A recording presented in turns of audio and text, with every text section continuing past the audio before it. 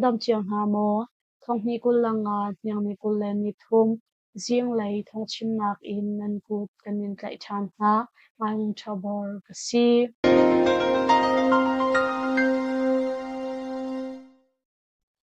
chiang ram tong bong hei tu na he chai mai nak ngai ulo palawa pem in ULAAA chuak di chang u tia Kumi Association Japan ni anthan chiang ram palawa pem chung a nu shin chau vau bor nak aum lau ti in ULAAA ni li phok shol nen chim mi le palawa pem chung a ram nang khial mi chu ram chung ram leng i aum ni tol chung mi di lak ni kan chau hang khawlai lau palawa kong chu chiram he a pe tlai mi tuam ngai tu phuna he chai mai nak ngai chang ulo chiram chung in aran nak in chuak chang u tia Kumi Association Japan KJ ni agot mi pulsan a chathan an chua chiram ram ri I a ni palawa peng chu wal chung mi na natlak nak dalo in rakhang ram kul I apariat nak pengkom a UNLAAA ni an khum mi chu SSU ral kap no ngai nak thalo he a khat mi ral kap thazang in Allah ni asi I chimni phunchung a colonial jo chang nak song asi pin a Myanmar ram pau do than nak hi ning chang lo in an man I chin mi an kan ni so zong asi ULAAA jo chang nak hi federal democracy he a kal ni asi I Myanmar ram ni kan ngai mi phunglam pol he zong a kal ni asi pin a tin long natlak nakdal in Myanmar ram I ram khel tom bia le phunglam pol song an buar asi chupin a chin mi phunha I kan nol ngai nak song an kan phi kham asi tia Kumi Association Japan KAJ ni an lang ter aliam chia thongni kulali January ni hlaili in ULAAA ni palawa beng an uk I kumkhat leng chung a thanon nak voiruk le tlai shem nak voinga tiang achuak chun tol chung mi na natlak nak talo in an nak in a midang an tar nga I tol chung mi na chu jalong te in biak nak lei song a an chol chang khauti lo chupin a pastor pol song ral kapol ni an kut an thlak nga I nu shin chau vau an buar asena in hivial te sual nak an tua I nu shin chau vau an buar mi man boi pi lo in palawa peng chung a ubadining te in ukshwe nak tha te in kan kalpi ti in ULAAA chim nak no ngai tu khain tu kha ni a chim hi chu pawdo thlan nak a atal ni mizapi li le rokshol in an kal hlen asi cha a ram chung ram leng I a mi palawa tol chung mi dilak ni ULAAA raman khial mi chu kan chau hang khawlai lo ULAAA ni hin chiram kong chu chiram chung I tongwa ngai tu fu na he chai phai nak lei chang ulo palawa peng chung in aran nak in chuak di chang u chin ni phun ni kan in nol mi nandu lawa chun miza pi dau nak resistance of the people nan tong lai tia Kumi Association Japan KJ ni an that ni a an lang tar chi Minda peng a SCC ni Shyam Nam an thu mi pol tol chung mi ni an hu I CDF minda sin a an up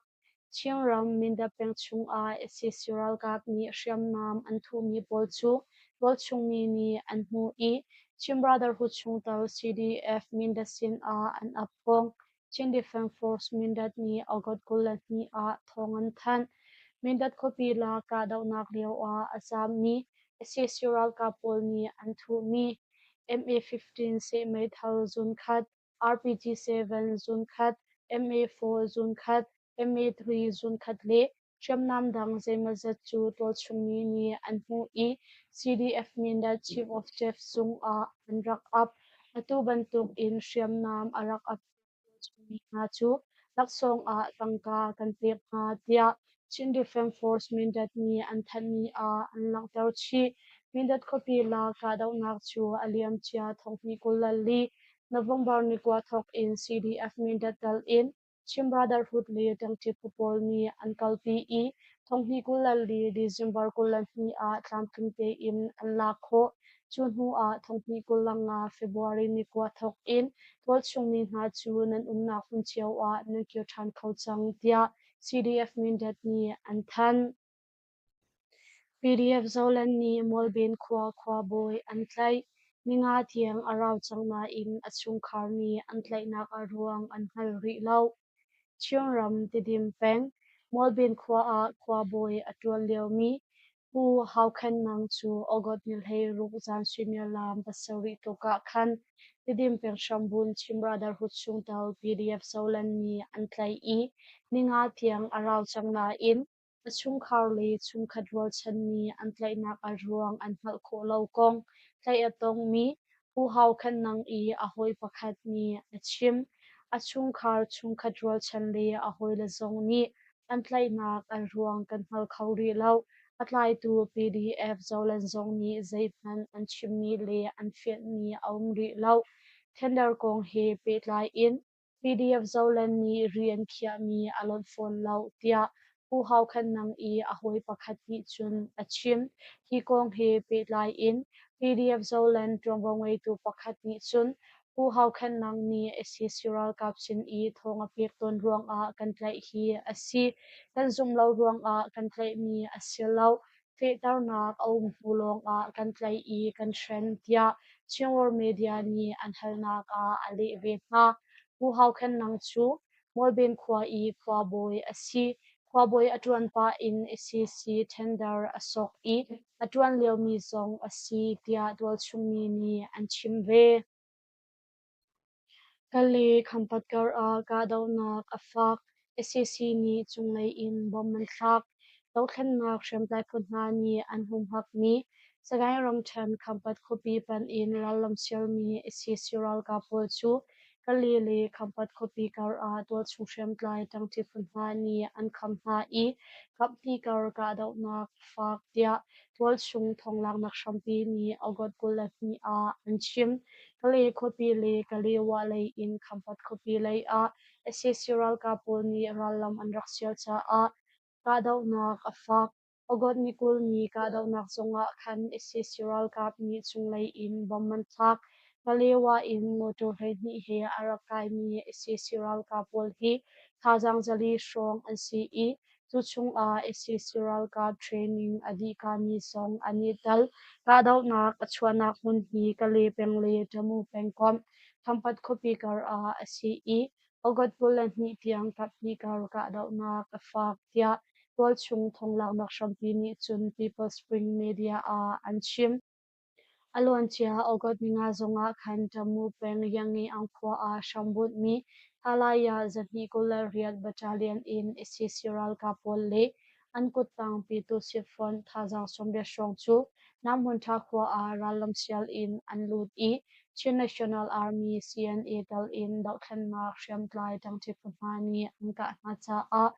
SCC ral kap le in athi ni ruak paruk le mai thazun kwa zong tangti phunhani an lak I tangti phulei in ral ka panga ni tamle mi phuncha a an na kan pek SCC ral ka ble tu so thipol chu ogot ni riata khan nuan pil chan tia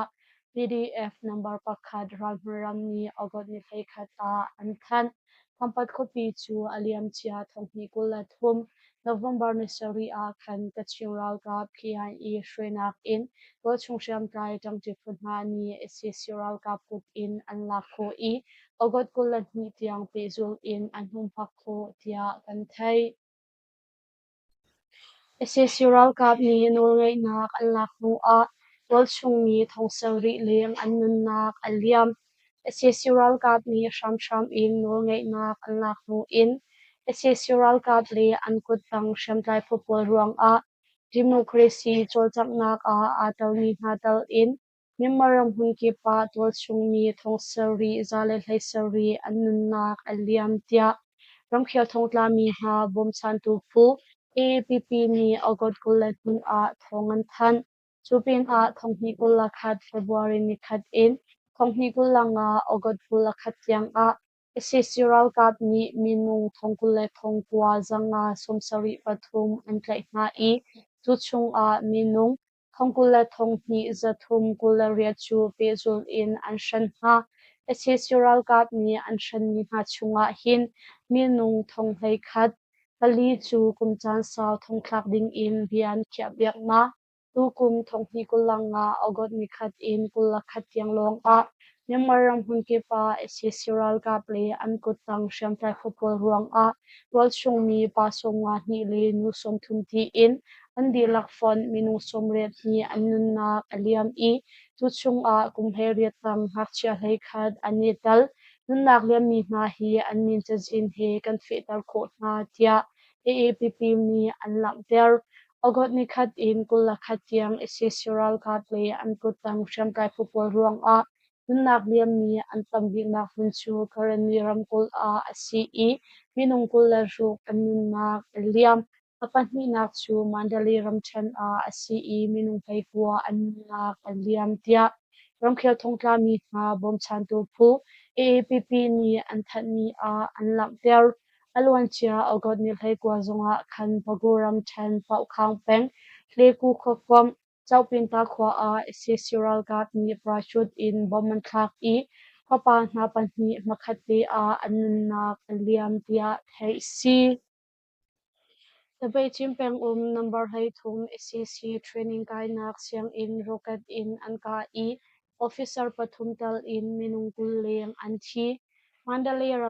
Tabai chimpeng I a ummi number hai thum SCC ral ka training kai nak siang in chu po chung shem kai dang chi phunha ni rocket in anka I officer pathum tal in minungkul lakhat anthi kong Brave Warrior for Myanmar BWM ni Ogot Kula ni Ala Mutlan Ogot Nikula Khan Brave Warrior for Myanmar BWM Shrenak in Tol Chung Sham Tlai Tang Chi Phutma ni Tabai Ching Kopi in Mengsari Tuk Ahlat Nak Hun I A Ummi SSRL Cup number Hai Thum Training Kai Nak Siang in Tata Kha Lai Thum Chu Rokat Lungsha in Anka I Lungkwa Chu Anitin Nak Hun A Tlantlite in Atla Tia Thai Si Chukadaw Naka Chun SSRL Cup Training Pe Tu Officer Pathum Le Ankut Tang Ral Cup Playreti in Minungkul Lakhat Anthi I Training Kai Mi Pol Anum Nak in Khan Pali Song Akang Tia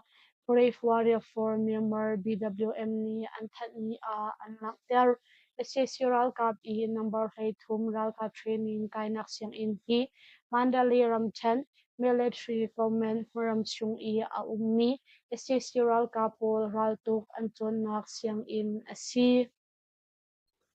Min Chiampeng Gadaw Naga SSC Pasha Anchi PDF ni Meithal Zun Li Anlak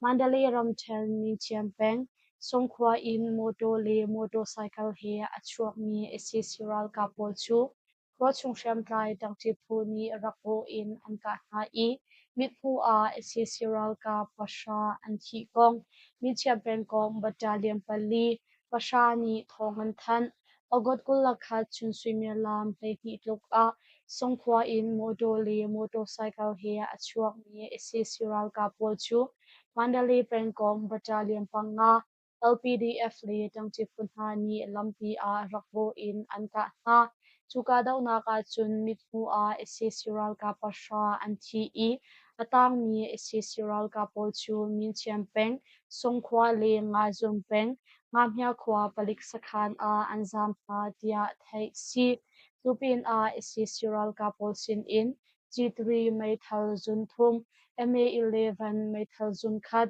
kwan bom pathum le kwan fang hairuk song tangchi phunha ni anlak chi kho tia min chiampeng kom battalion pali pasha ni anthat ni a anlak der kalopeng a SCC moto pakhat alat I minung pathum anthi hulleng hliaman tuar siangram ko thanglai kalopeng yeya khopong I lamkoi a SCC ka moto pakhat alat I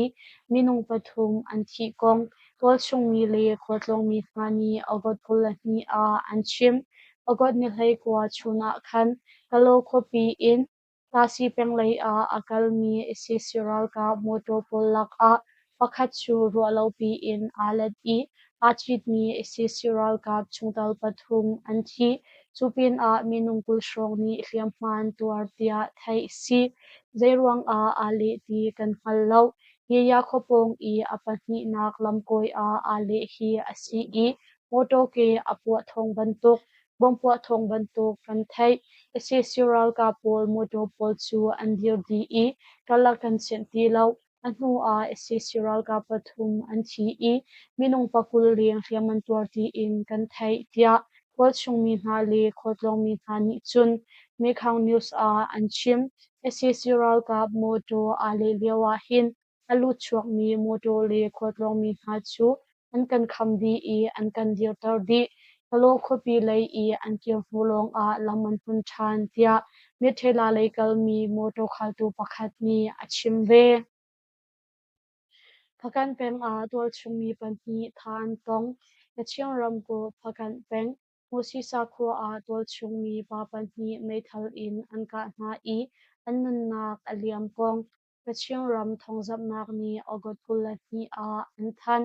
ogot pula ni jingei swimmer lam pasha le chiu tluk a musi sa kho lampi chung I a ummi sing chu ku vador pong le musi sa khwa lam ton na kong a tol chung mi pa pa ni mai thal in an ka than ha I an pa ni in an nun na kan liam tia thai si minung pakhat chu phim chon nak siang in pong I a ummi sing choku vador pong a an ka I adang pakhat tu chu lam ton na pong a an ka an pa ni in rithai si atong tham mi an si ti in tol chungi ni an chim pha tong mi pahni lak a pakhat chu azal a rithai si an hu I adang pakhat zong hi rithai si atong tam mi asi pathat tu na hi mizai hriam tlai phu an si zong thei fian asiri lo tia kachiong ram thong lak nak hram pi ni an chim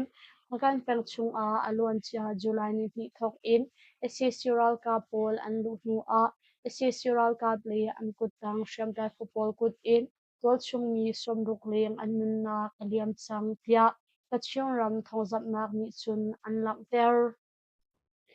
Pakistan ram a tilian le leimin nak in nak liam mi nung zasari som nga liang an phan Pakistan ram chak lai Bishnoi a pezul in rua pi sur I rua lo pi in tilian le leimin nak chua ruang a minung zasari som nga liang an nun nak liam chang I minung zakhat liang an tlaw alwan chia ogot ni thlei nga thok in chatlo in rua pi sur I Ralo pi in tilian le leimin nak chuak ya Pakistan thongzap nak ni ogot pulat ni zing a an chim tilian ni lungan pi people zong a fen chi nga ruang a in lo tam ngai an rok Pakistan ram tilian nak le leimin nak kong he pe tlai in pi teng siang pasang Charles ni angai chet pi na kong a chim ve British Prime Minister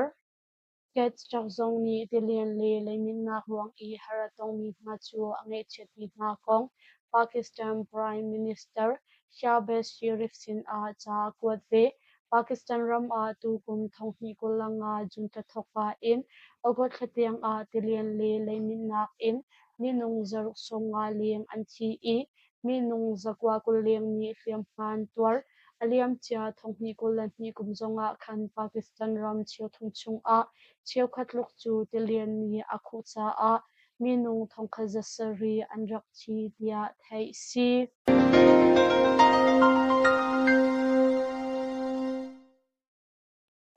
Rusin kan thong chim nak chu ma vial in kan dong tar ri lai longmali post tha zang akan pe tu nandi lak chung a kan elom tok longmali post Facebook like follow le YouTube channel a subscribe or kan to pek chiao ding in kan som ha